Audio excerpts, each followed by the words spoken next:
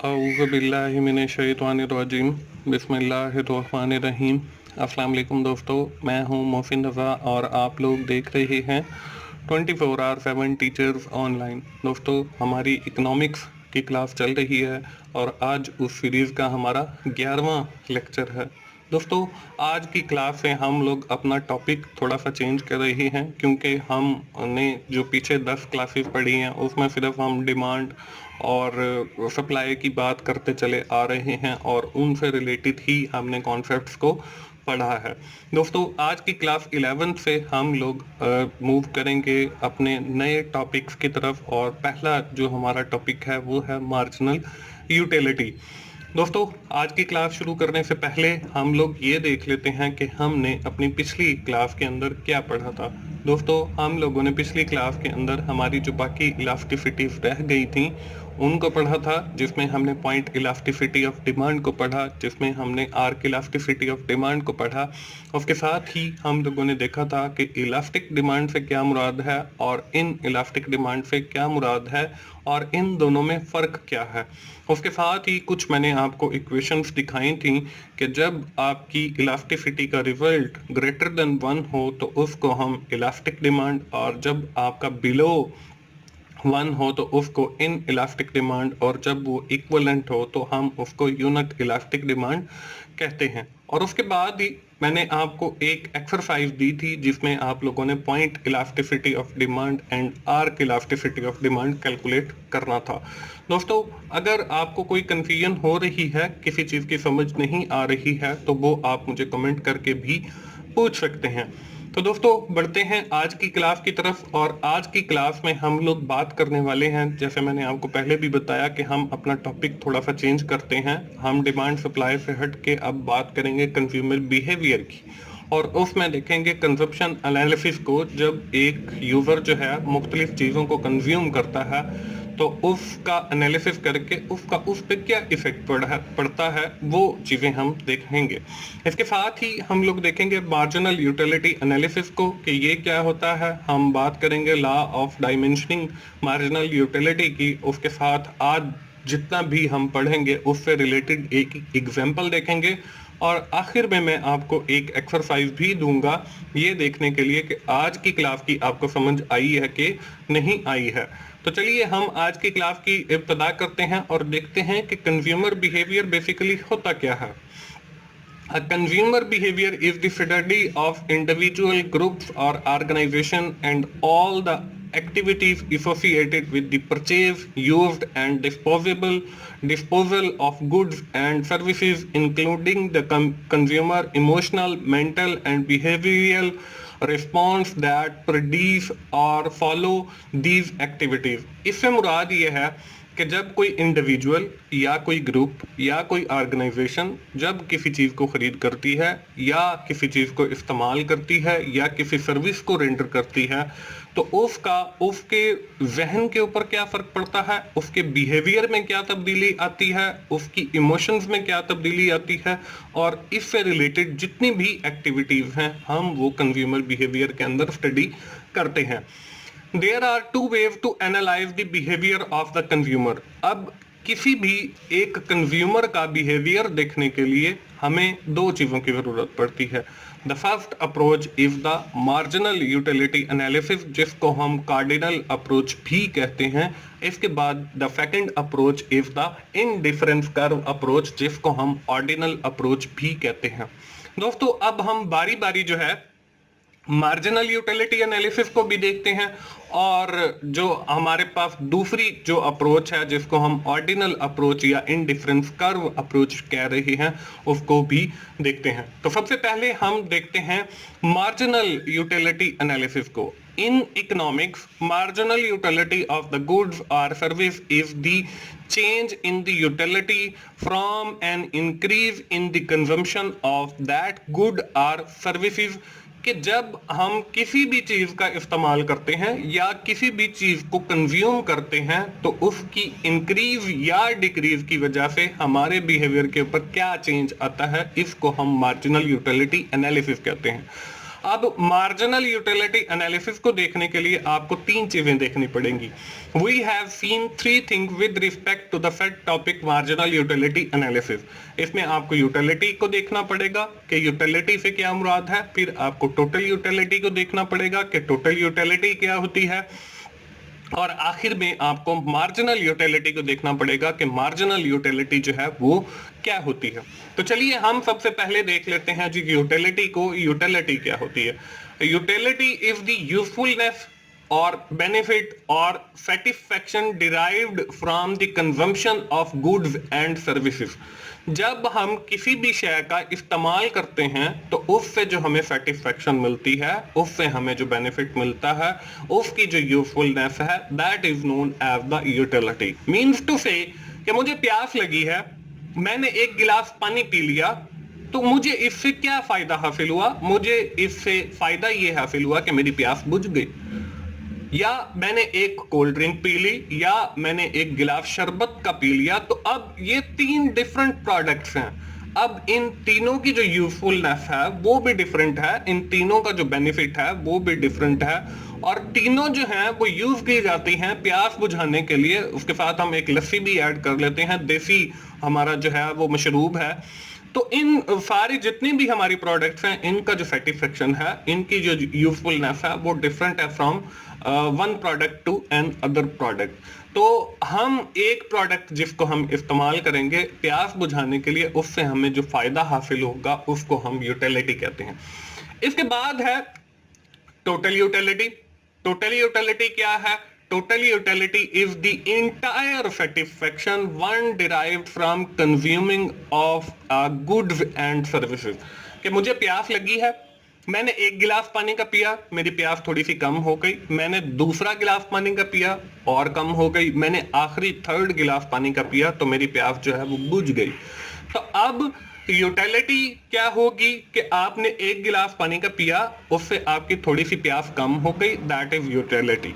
अब total utility क्या है कि आपने 3 गिलास जो पानी पिए, उन तीनों गिलास से जो अलग अलग यूटिलिटी है, अगर हम उसको कंबाइन करते हैं तो that is known as the total utility of the drinking water. इसके बाद आती है आपके पास मार्जिनल यूटिलिटी।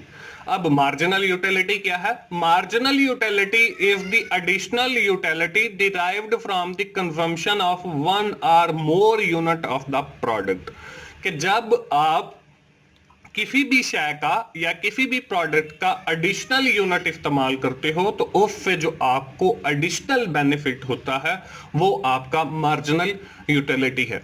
हम वही ड्रिंकिंग वाटर वाली एग्जांपल को फिर से लेते हैं। हमने एक गिलास पानी का पिया, हमारी जो यूटिलिटी आई, हम उसको न्यूमेरिकल वैल्यू असाइन कर देते हैं जी 10, कि मुझे उससे 10 का फायदा हुआ। अब जब मैंने सेकंड गिलास ऑफ वाटर यूज किया तो उससे जो मुझे फायदा हुआ वो हो गया जी 15। तो अब देखें इसमें मार्जिनल यूटिलिटी क्या होगी? मार्जिनल यूटिलिटी ये होगी कि आपने एक यूनिट एक्स्ट्रा इस्तेमाल किया, तो पहले आपकी यूनिट 10 थी, अब आपने दूसरा गिलास यूनिट इस्तेमाल किया तो आपकी 15 हो गई। तो 10 से 15 जो है 5 का डिफरेंस आया, तो ये जो 5 का डिफरेंस आया है that is known as the marginal utility. और अगर हम टोटल यूटिलिटी की बात करते हैं तो 10 प्लस 15 25 जो है वो हमारी टोटल यूटिलिटी हो जाएगी। तो इस तरीके से दोस्तों हमारी यूटिलिटी के बारे में मैंने आपको बताया, टोटल यूटिलिटी के बारे में बताया और फिर मार्जिनल यूटिलिटी के बारे में बताया। मुझे उम्मीद है आप लोगों को ये कॉन्सेप्ट्स क्लियर हो गए होंगे।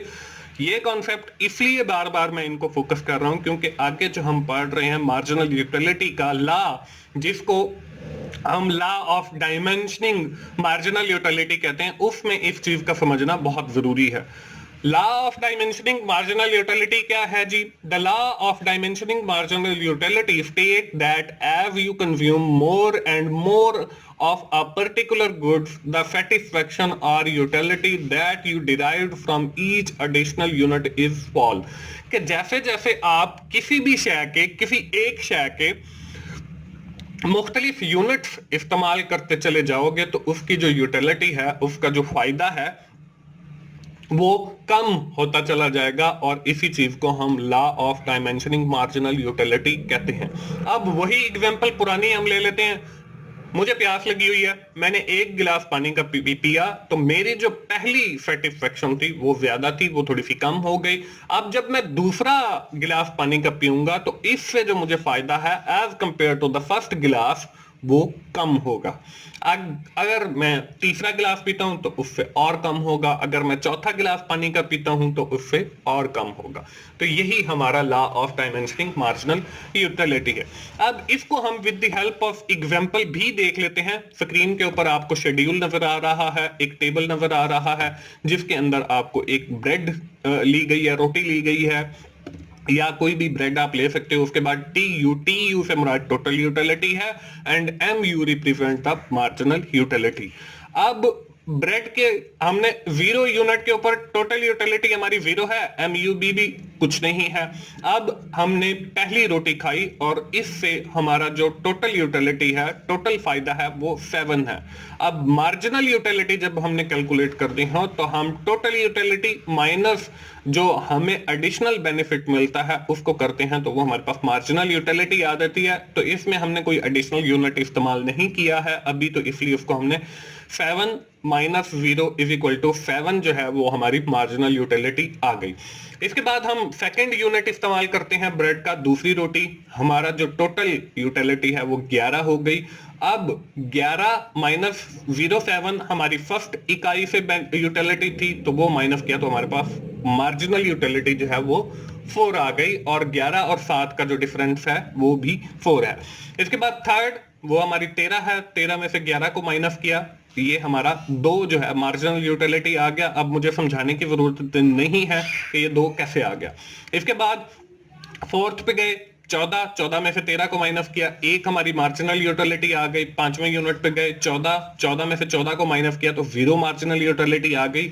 और फिर हमने जो है छठा यूनिट इस्तेमाल किया, तो वो हमारी जो टोटल यूटिलिटी है 12, 12 में से 14 को माइनस किया तो -2 आ गया। अब इस टेबल के अंदर देखें, एज द यूनिट इंक्रीजेस, जैसे जैसे हम यूनिट्स को बढ़ा रहे हैं तो हमारी जो टोटल यूटिलिटी है वो बढ़ती चली जा रही है, और एक स्पेसिफिक स्टेज के ऊपर जाके फिर हमारी मार्जिनल यूटिलिटी जो है वो कम हो रही है। तो ये जो एडिशनल यूनिट हम इस्तेमाल करते जा रहे हैं और इससे यूटिलिटी और मार्जिनल यूटिलिटी जो है वो कम हो रहे हैं, यही बेसिकली रिप्रेजेंट करता है law of diminishing marginal utility को। दोस्तों अब हमने इस शेड्यूल से बनाते हैं जी ग्राफ। ग्राफ कैसे बनाएंगे? सबसे पहले हम लेंगे ग्राफ के अंदर ओ एक्स के ऊपर हम लोग जो है उसके बाद ओ वाई लेंगे। ओ एक्स के ऊपर हमने ब्रेड के यूनिट्स लिए 1 2 3 4 5 6 7। इसके बाद हम ओ वाई के ऊपर लेते हैं जी यूटिलिटी को। अब देखें, पहला जो हमारा ब्रेड का यूनिट है 0 है, और 0 के ऊपर 0, तो वो ये 0 पॉइंट पे ही रहेगा। अब पहला जो है वो 1 है और यूटिलिटी जो है टोटल वो हमारी 7 है। तो हम यहाँ पे देखें, ये हमारा ब्रेड का यूनिट 1 हो गया और यूटिलिटी जो है वो 7 पे आ गया। 6 के बाद 7 आता है, तो हमने 7 पे एक पॉइंट बना लिया। इसके बाद दूसरा यूनिट लिया, दूसरे यूनिट के ऊपर हमारी यूटिलिटी देखें 13 है और 11 है, तो वो हमारी 11 आ गई दूसरे के ऊपर। तीसरे के ऊपर देखें, तीसरे के ऊपर हमारी 13 यूटिलिटी है, और इधर से डाउन हम यूनिट को देखें तो ये 3 हो गया। इसके बाद 14 है, 14 के ऊपर हमारा फोर्थ यूनिट है, फिर फिफ्थ यूनिट के ऊपर भी हमारी 14 है, वो वही रहेगा। इसके बाद 6 यूनिट पे हमारी 12 आ गई और ये कम हो गई। अब ये जो पॉइंट्स आपको नजर आ रही हैं, इनको मिलाने से या इनके ऊपर हम जब एक लाइन ड्रॉ करते हैं तो उसको हम टोटल यूटिलिटी कर्व या टीयू कर्व कहते हैं। ये तो हो गया टोटल यूटिलिटी कर्व। अब इससे हम बनाते हैं जी मार्जिनल यूटिलिटी कर्व। अब मार्जिनल यूटिलिटी कर्व देखें, 1 के ऊपर हमारी 7 है, तो 1 के ऊपर देखें ये 1 है हमारा, इससे हम ऊपर की तरफ जाते हैं तो यही पॉइंट जो है हमारा 7 बन जाएगा, और ये ब्लैक डॉटेड लाइन से मैंने इसको रिप्रेजेंट किया और ब्लू डॉट से। इसके बाद 2 के ऊपर हमारा 4 है, तो ये हमारा 2 पॉइंट है, और 4 हमारा ऑलमोस्ट 3 से ऊपर थोड़ा सा, ये एक ब्लू डॉट बन गया।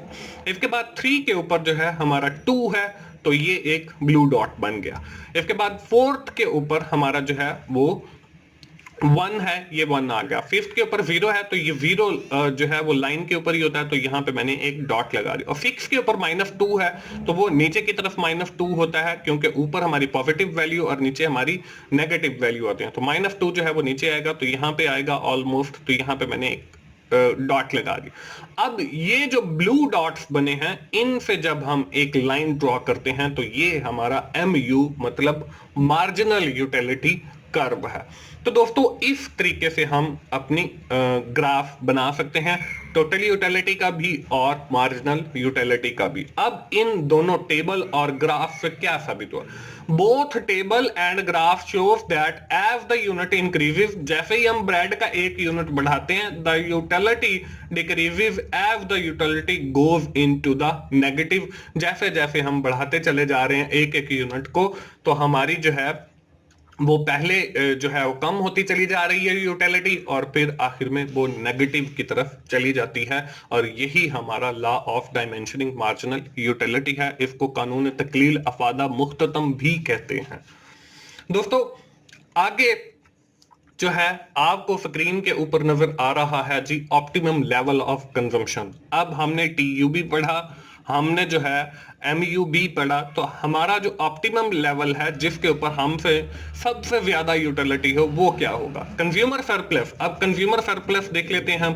Consumer surplus is the difference between the willingness to pay and the what the consumer actually to pay. इसको हम CS और MU मार्जिनल यूटिलिटी और CS जो है कंज्यूमर सरप्लस और P जो है वो प्राइस को रिप्रेजेंट कर रहा है। तो हमारा जो कंज्यूमर है वो सरप्लस उस वक्त होगा जब हमारी मार्जिनल यूटिलिटी जो है उसमें से हम P को माइनस कर दें। और ऑप्टिमम लेवल कब होगा? ऑप्टिमम लेवल जो है, the optimum level is the point of consumption is the point where consumer surplus become 0। जब आपका इसका जवाब जो है मार्जिनल यूटिलिटी में से अगर आप प्राइस को निकालते हो वो अगर 0 आता है तो that is the optimum level of the consumption. यही आपका ऑप्टिमम लेवल होगा। If marginal utility is the greater than price, अगर आपकी मार्जिनल यूटिलिटी जो है वो ज्यादा है, consumption will increase cause of MU to fall. और कंजम्पशन जो है वो आपकी बढ़ा देंगे, जो यूजर है वो और ज्यादा कंज्यूम करेगा, इट्स इक्वल टू प्राइस, ताकि वो आपकी प्राइस के बराबर आ जाए और एंड वाइस वर्सा और इसके बरअक्स। अब इस विमन में भी आपके 3 पॉइंट हैं, ये जो हमने ऑप्टिमम लेवल पढ़ा है। अब इसमें एक तो ये है कि आपकी मार्जिनल यूटिलिटी वो प्राइस से ज्यादा होगी। जब आपकी मार्जिनल यूटिलिटी प्राइस से ज्यादा होगी तो आपका जो कंज्यूमर है वो और ज्यादा कंजम्पशन करेगा प्रोडक्ट्स की या यूनिट्स की। वो किस लिए करेगा? ताकि आपका MU जो है वो फॉल हो, कम हो और वो आपकी प्राइस के बराबर हो जाए। इसके बाद जो सेकंड कंडीशन है वो ये है कि आपकी मार्जिनल यूटिलिटी जो है वो कम है और प्राइस ज्यादा है। इस सूरत में क्या करेगा? कंज्यूमर जो है वो कम चीजों की कंजम्पशन करेगा ताकि MU आपका ज्यादा हो और वो आपकी प्राइस के बराबर हो जाए। इसके बाद जो थर्ड पॉइंट है वो आपका इक्वल्स है। जब MU इक्वल होगा आपकी प्राइस के तो कंज्यूमर जो है वो और यूनिट कंज्यूम नहीं करेगा, ताकि आपकी जो MU है वो प्राइस के बराबर ही रहे। और यही आपका ऑप्टिमम लेवल ऑफ कंजम्पशन है। दोस्तों ये तो थी बात एक प्रोडक्ट की। अगर हमारे पास बहुत सारी प्रोडक्ट्स आ जाती हैं तो उस सूरत में हम कैसे ऑप्टिमम लेवल क्रिएट करेंगे? तो उसके लिए हम इक्वी मार्जिनल प्रिंसिपल की बात करते हैं। ये प्रिंसिपल रिप्रेजेंट करता है 2 or more goods. In this case, more than 2 goods optimum consumption point can be derived by using the equi-marginal principle. अब वो क्या है? यहाँ पे देखें, मार्जिनल यूटिलिटी प्रोडक्ट A की और वो हमारी डिवाइड करते हैं हम उसको प्राइस ऑफ A के साथ, वो हमारी बराबर होनी चाहिए MU B का मार्जिनल यूटिलिटी B प्रोडक्ट की, और प्राइस B की आ गई और वो बराबर होनी चाहिए MU। मतलब हर जो प्रोडक्ट होगी उसकी प्राइस के साथ वो बराबर होनी चाहिए और हर प्रोडक्ट की आपस में ये सारी चीजें बराबर होनी चाहिए। और आइंदा आने वाली किसी लेक्चर के अंदर मैं आपको ये बराबर करके दिखाऊंगा भी कि ये हमेशा ही बराबर होती हैं। दोस्तों ये थी हमारी आज की क्लास। आज की क्लास खत्म करने से पहले आप लोग जल्दी से अपनी नोटबुक ओपन कर लीजिए, क्योंकि मैं अभी आपको देने वाला हूं एक्सरसाइज। और एक्सरसाइज जो है आपको स्क्रीन के ऊपर नजर आ रही है। इसमें बताया गया है, a person consume the different unit of the same food as follow.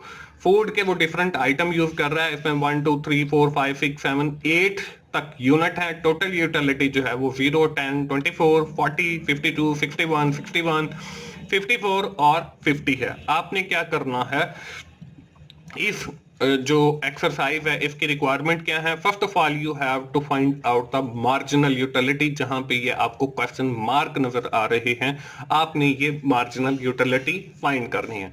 Then the second task of this exercise is to draw the total utility curve.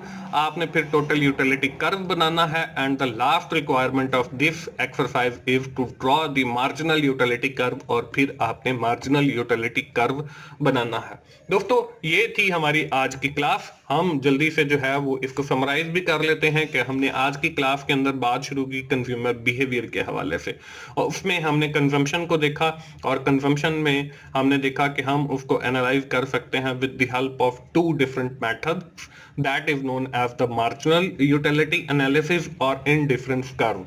आज की क्लास में हमने मार्जिनल यूटिलिटी के ऊपर बात की, और आइंदा आने वाली क्लास के अंदर इंशाल्लाह हम इंडिफरेंस कर्व के ऊपर बात करेंगे। और उसके साथ ही हम लोगों ने देखा law of diminishing marginal utility.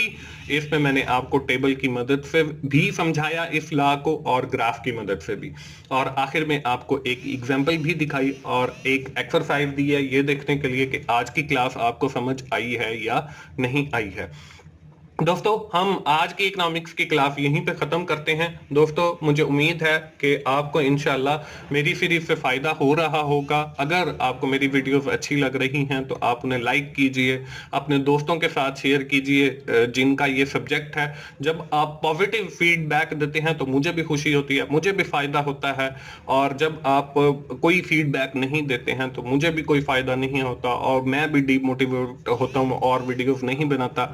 तो आप कोशिश किया करें कि मेरी हर वीडियो को एंड तक देखा करें, और कमेंट्स की सूरत में आप अपना फीडबैक भी दिया करें, और मेरा चैनल 24/7 टीचर्स ऑनलाइन सब्सक्राइब कीजिए, ताकि मेरी हर आने वाली वीडियो, हर आने वाला लेक्चर आप लोगों तक पहुंच सके और आप उससे सीख सकें। दोस्तों मुझे इजाजत दीजिए, मिलते हैं अगली इकोनॉमिक्स की क्लास में। उस वक्त तक के लिए अल्लाह हाफिज।